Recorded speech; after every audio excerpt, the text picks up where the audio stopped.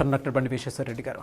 నమస్కారం నాగరాజు గారు. Mind money psychology ఈ ఎపిసోడ్లో సార్ మన పంచేంద్రియాలు ఏవైతే ఉంటాయో అవి అంటే మనలోనే తెలియకుండా చాలా శక్తులు ఉంటాయని చెప్పేసి అంటూ ఉంటాం కదా. మనీకి ఏ విధంగా సంబంధం ఉంటుందంటారు అండ్ వాటిని మనం ఏ విధంగా యూస్ చేస్తే మనకి మనీ అవకాశాలు ఎక్కువగా కలుగుతాయంటారు? శివ ఓం. పంచేంద్రియాలు కళ్ళు చూపు కోసము, ముక్కు వాసన కోసము, నాలుక రుచి కోసము, చర్మము స్పర్శ కోసము, చెవులు వినడానికి, ఇవి పంచేంద్రియాలు.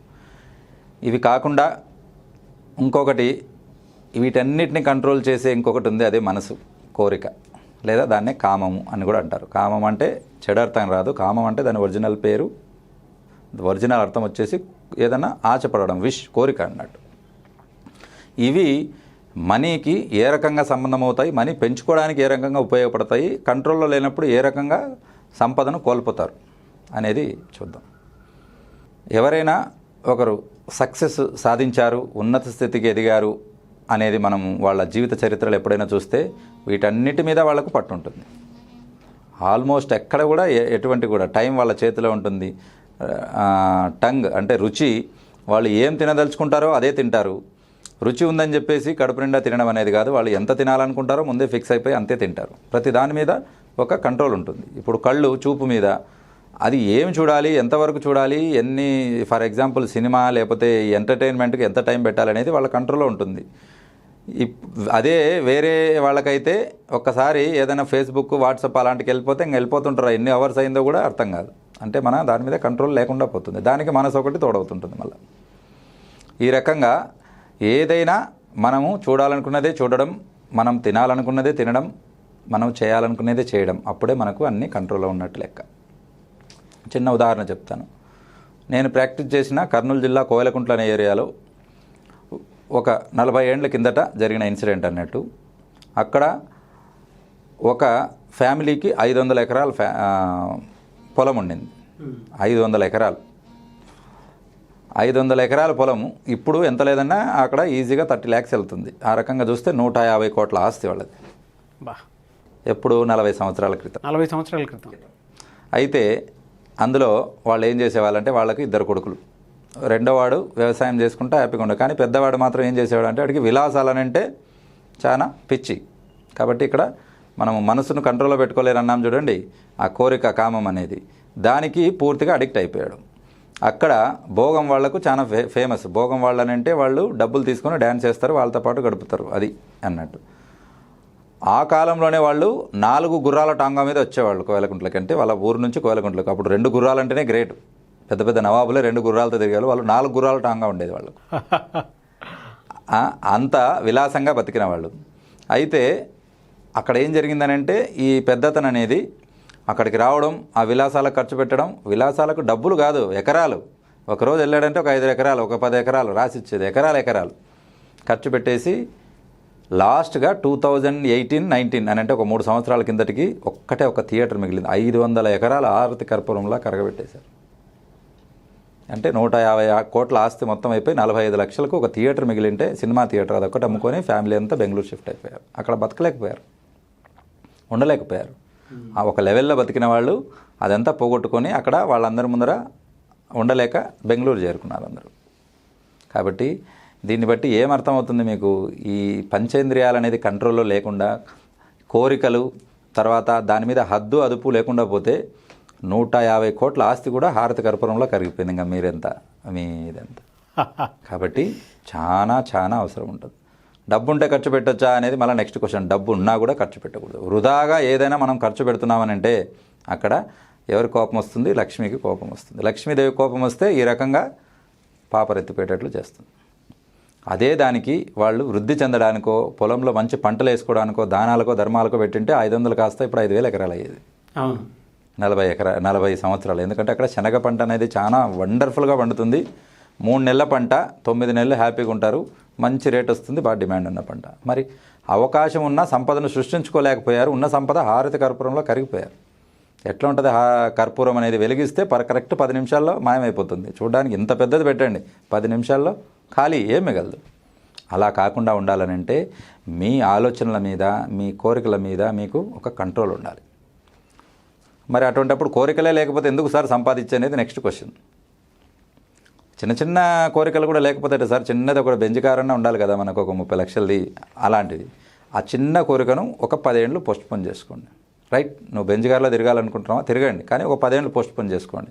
అంతవరకు బెంజ్ లాంటి కారు ఒకటి, ఒక 5 లక్షలదో 6 లక్షలదో అలాంటిది తీసుకోండి. కావాలంటే దానికి బెంజ్ సింబల్ తెప్పి కనిపించుకోండి, జనాలు నవ్వచ్చు, నవ్వుతే నవ్వని, కానీ మీరు ఫీల్ అవ్వండి ఇది బెంజ్ కార్లో నేను తిరుగుతున్నానని. ఎప్పుడు మనము మన లైఫ్ను ఇంకొకరి వాళ్ళ కంట్రోల్లో పెట్టి మనం ఎదురు చూస్తుంటాం, వాడు కామెంట్ చెప్పాలి మనకు బాగుండాలి అని చెప్పేసి. అదేంటి, నీ లైఫ్ నీ కంట్రోల్లో ఉండాలి. నీకు నువ్వు చెప్పుకోవాలి, వెరీ గుడ్, నువ్వు చాలా ఉన్నతంగా ఉన్నావు, బాగున్నావు అని చెప్పేసి. ఎవరో చెప్పాలని అనుకోవడంలోనే అందరూ ఇప్పుడు ఆత్మహత్యలకు ప్రేరేపిస్తున్నారు.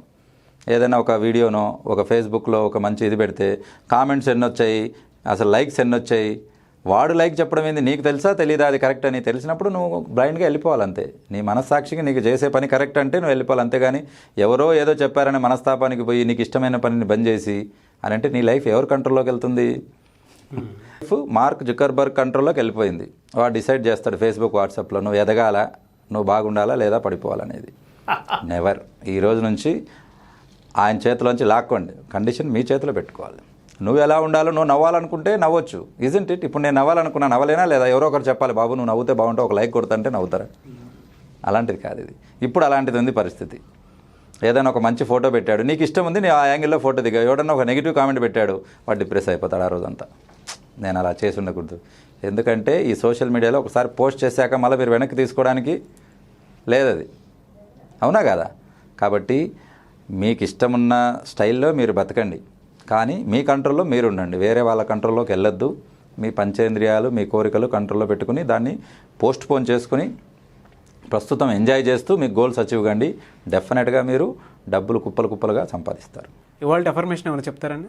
ఇవాళ అఫర్మేషన్, నేను డబ్బు విలువ తెలుసుకుంటున్నాను, నా కోరికలు కొంతకాలం వాయిదా